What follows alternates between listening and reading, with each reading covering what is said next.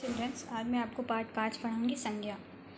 संज्ञा क्या, जैसे देखिए इसमें दिया है, निम्नलिखित वाक्यों को पढ़िए और समझिए। सुमित खाना खा रहा है। उसने खाना खाने के बाद एक पेड़ा खाया। पेड़े में मिठास थी। ये पेड़े मथुरा के थे। उपयुक्त वाक्यों में सुमित एक व्यक्ति का नाम है, पेड़ा एक वस्तु का नाम है, मिठास एक गुड़ का नाम है, मथुरा एक स्थान का नाम है। इन वाक्यों में सुमित, पेड़ा, मिठास व मथुरा संज्ञा शब्द हैं। इस प्रकार किसी व्यक्ति, प्राणी, स्थान, वस्तु अथवा भाव के नाम का बोध कराने वाले शब्दों को संज्ञा कहते हैं। कुछ और संज्ञा शब्द पढ़िए, जैसे प्राणियों के नाम में लड़का, लड़की, माता, पिता, मिहिर, तुलसी, करण आदि। वस्तुओं के नाम में पुस्तक, दाल, चावल, चित्र, खाना, इडली, डोसा आदि।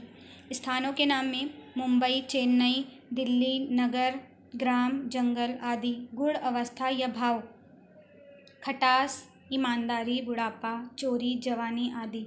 दुनिया में जितनी भी वस्तुएं, प्राणी, स्थान या भाव में मतलब गुण या दोष हैं, उन सब का कोई न कोई नाम अवश्य होता है और ये नाम ही संज्ञा कहलाते हैं। वाक्य में संज्ञा के निम्नलिखित कार्य होते हैं।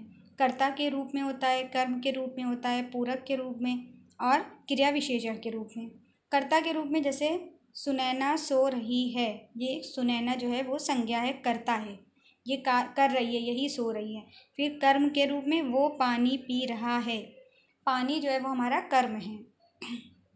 फिर पूरक के रूप में नमन विद्यार्थी है, मतलब वो एक विद्यार्थी, स्टूडेंट है। क्रिया विशेषण के रूप में दिनेश ऊपर है। क्रिया विशेषण मतलब काम की विशेषता के बारे में बता रहा है, तो वो ऊपर है, ये उसकी विशेषता है। संज्ञा के भेद, संज्ञा के निम्नलिखित 3 भेद होते हैं: व्यक्तिवाचक संज्ञा, जातिवाचक संज्ञा और भाववाचक संज्ञा। पहला व्यक्तिवाचक संज्ञा, इसमें देखिए चित्र में दिया गया है। इस चित्र में सानिया मिर्ज़ा, कुतुब मीनार और सचिन तेंदुलकर किसी विशेष व्यक्ति या स्थान के नाम हैं, अतः ये सभी व्यक्तिवाचक संज्ञाएं हैं। वे शब्द जिनके किसी विशेष प्राणी, व्यक्ति, वस्तु या स्थान का बोध होता है व्यक्तिवाचक संज्ञा कहलाते हैं। कुछ अन्य उदाहरण हैं: आगरा, महाभारत, रामायण, गंगा, हिमालय आदि। सेकेंड है जातिवाचक संज्ञा। इस चित्र में पक्षी शब्द समस्त पक्षी जाति के लिए, खरगोश शब्द समस्त खरगोश जाति के लिए तथा बालक शब्द बालक जाति के लिए प्रयुक्त हुआ है, अतः ये सभी जातिवाचक संज्ञाएं हैं।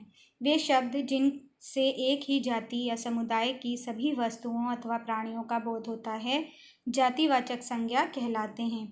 कुछ अन्य उदाहरण जातिवाचक के: किसान, लड़का, गाय, पर्वत, नदी, किताब आदि।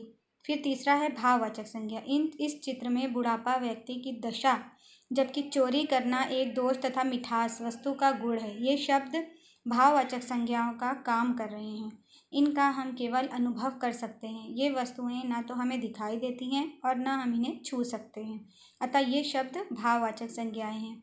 वे शब्द जो किसी भाव, दोष, दशा आदि का बोध कराते हैं भाववाचक संज्ञा कहलाते हैं। कुछ अन्य उदाहरण: यौवन, चढ़ाई, ऊंचाई, सुंदरता, गरीबी, ईमानदारी आदि। अंग्रेजी व्याकरण के से प्रभावित कुछ विद्वानों ने संज्ञा के 2 भेद और माने हैं: समुदायवाचक संज्ञा और द्रव्यवाचक संज्ञा। इस चित्र में दिव्या अपने पापा के साथ बाजार जा रही है। बाजार में बहुत भीड़ है। भीड़ जो है वो समुदायवाचक संज्ञा में दे दिया गया है। जैसे देखिए इसकी परिभाषा दी गई है: वे शब्द जिनसे किन्हीं वस्तुओं या प्राणियों के समूह अथवा झुंड या समुदाय का बोध होता है समुदायवाचक संज्ञा कहलाते हैं। इसके कुछ अन्य उदाहरण हैं, जैसे कक्षा, सभा, सेना आदि। ये सब समुदाय में आता है। फिर आता है हमारा द्रव्यवाचक संज्ञा। इस चित्र में कुम्हार चाक पर मिट्टी की मूर्ति बना रहे हैं और सोना शब्द द्रव्य या पदार्थ का बोध करा रहे हैं। वे शब्द जिनसे किसी द्रव्य या पदार्थ अथवा धातु का बोध होता है द्रव्यवाचक या धातुवाचक संज्ञा कहते हैं। कुछ अन्य उदाहरण इसके हैं: तांबा, चांदी, पीतल, गेहूं, चावल, मक्का आदि। ये सब जो है हमारे द्रव्यवाचक संज्ञा में आते हैं। विशेष देखिए, संज्ञा के केवल 3 भेद मानने वाले विद्वान इन अंतिम दोनों संज्ञाओं को जातिवाचक संज्ञा के अंतर्गत ले लेते हैं। फिर है भाववाचक संज्ञा बनाना। भाववाचक संज्ञाएं 4 प्रकार के शब्दों से बन सकती हैं: जातिवाचक संज्ञा से, सर्वनाम शब्दों से, विशेषण शब्दों से, क्रिया शब्दों से। सबसे पहला है जातिवाचक संज्ञा से। जातिवाचक संज्ञा है चोर। चोर का भाववाचक बन जाएगा चोरी।